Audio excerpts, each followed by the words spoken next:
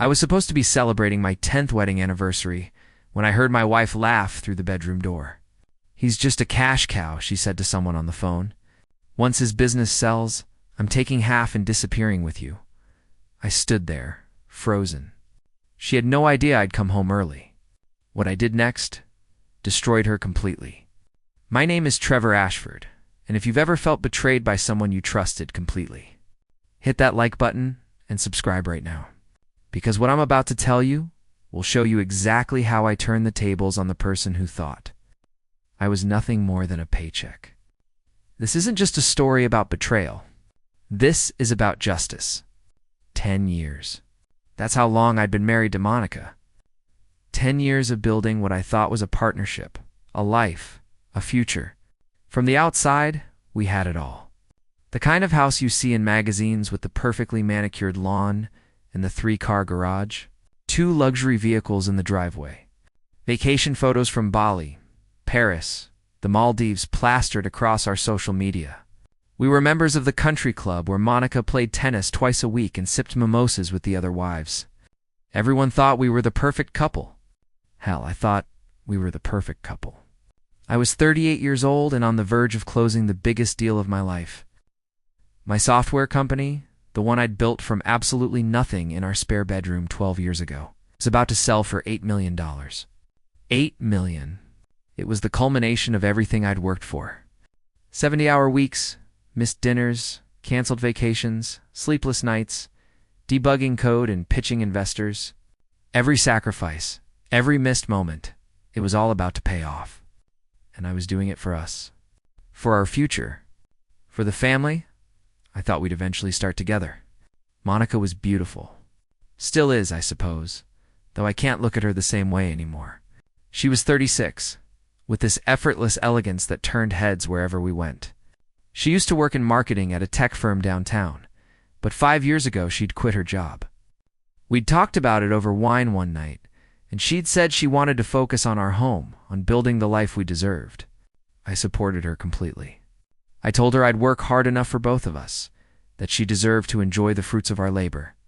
She'd smiled at me with those green eyes and kissed me like I was her hero. Looking back now, I can see all the signs I missed. Or maybe I didn't miss them. Maybe I just didn't want to see them. Monica had become distant over the past year. Cold in bed, always tired, always with some excuse why we couldn't be intimate. She'd gotten a new gym membership at some upscale fitness center downtown, the kind with the overpriced smoothie bar and personal trainers who looked like they belonged in magazines. She spent 3 hours there every day. 3 hours! She was always on her phone, tilting the screen away from me when I walked by, jumping slightly when I entered her room unexpectedly. There were mysterious spa days with friends I'd never met, shopping trips that lasted all afternoon. But I told myself it was fine. I told myself she was just finding herself, enjoying her life, dealing with the stress of my crazy work schedule in her own way. I was so blind. So stupidly, completely blind. I thought I was building our dream. I had no idea I was financing hers. I wasn't supposed to be home. That's the thing that still haunts me. If my flight hadn't been canceled, if I hadn't caught the earlier one, if I'd stopped for coffee like I usually did, I would have never heard it. I would have signed those papers, handed over half of everything, and smiled like an idiot while she destroyed me. I'd been in Seattle for 3 days closing preliminary negotiations. The deal was set to finalize the following week, and I was exhausted but excited. I'd bought Monica an anniversary gift, a $50,000 diamond necklace that I'd been planning for months. Our 10th anniversary was in 2 days, and I wanted to surprise her. I wanted to show her that all the sacrifice, all the time apart, it had been worth it. We'd made it. We were going to be set for life. I pulled into our driveway at 2 in the afternoon. Her car was there, which surprised me because she'd told me she had lunch plans with her sister. The house was quiet when I walked in. I called out her name, but there was no answer. Just silence and the faint sound of music coming from upstairs. Our bedroom. I smiled, thinking maybe she was taking a bath, relaxing. I grabbed the jewelry box from my bag and headed up the stairs, my heart actually racing with excitement like some lovesick teenager.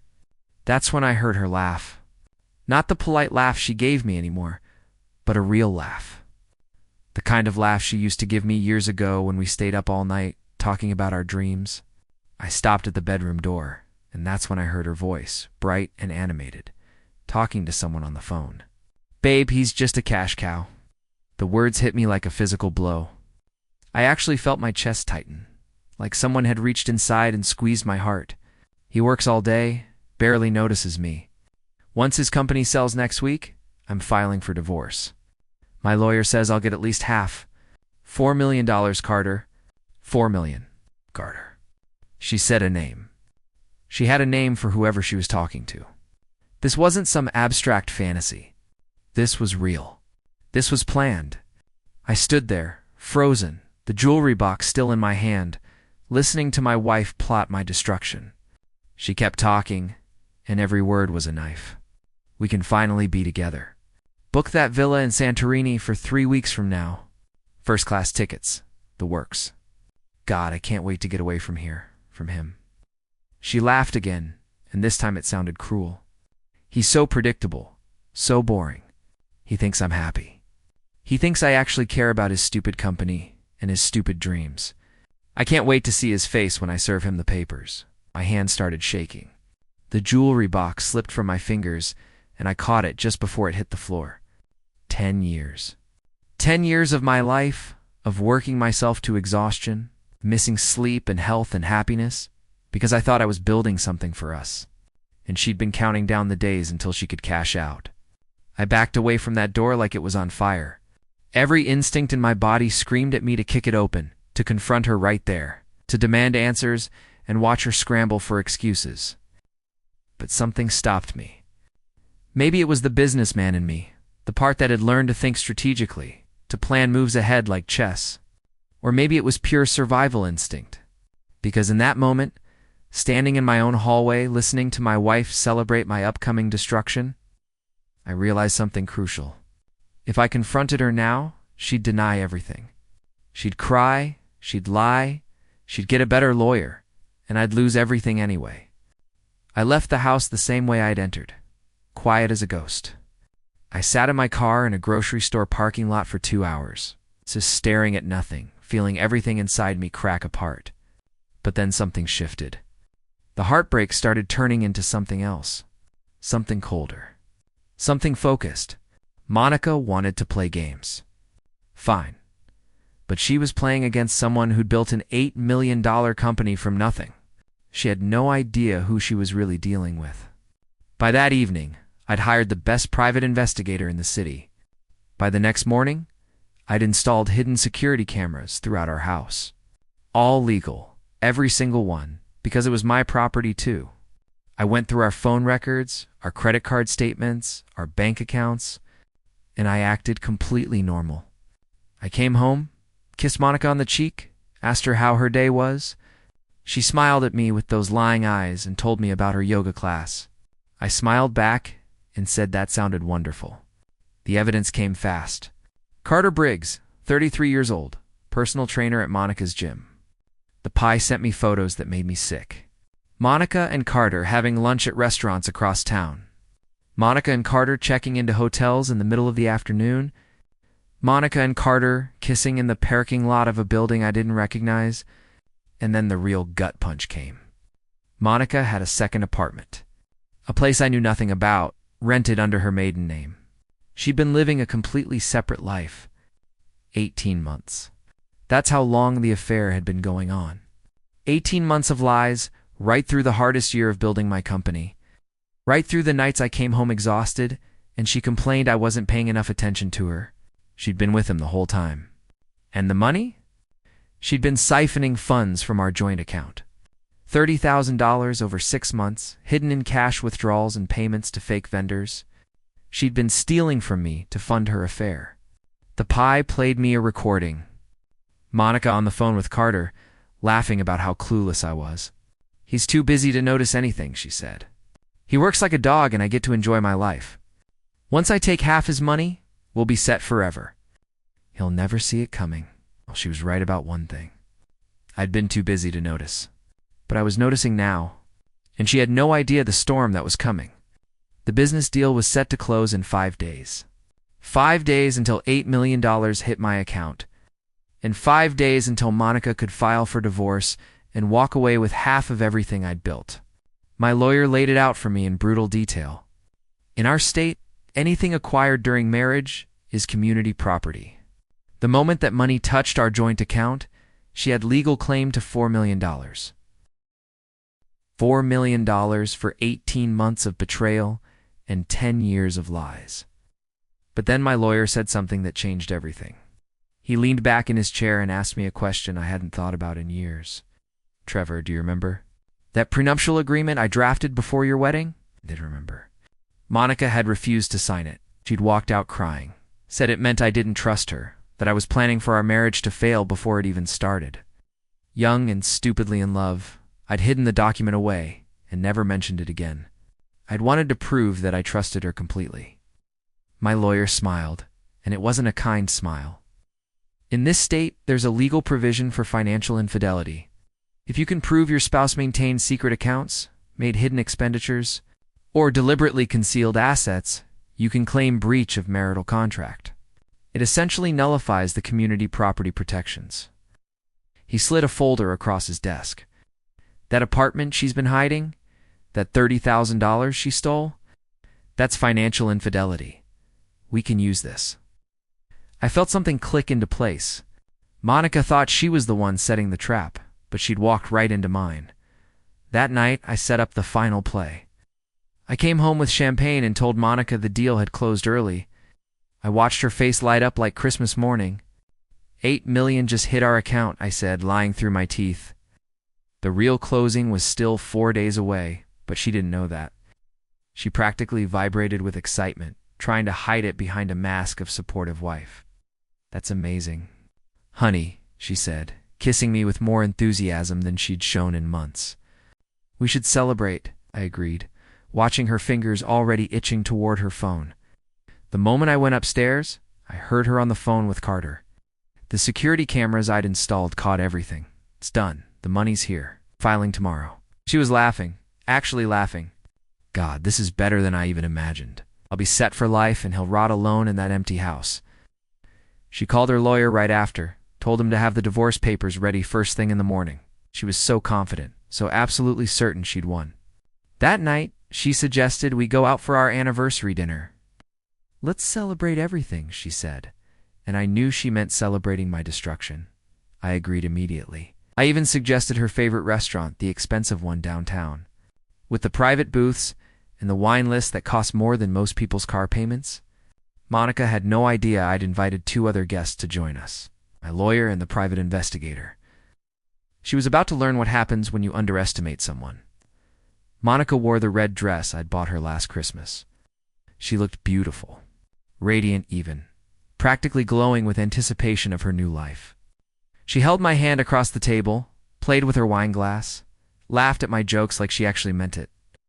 She was performing the role of loving wife one last time, and she was enjoying every second of it. In her mind, she'd already won. She'd already counted her $4 million.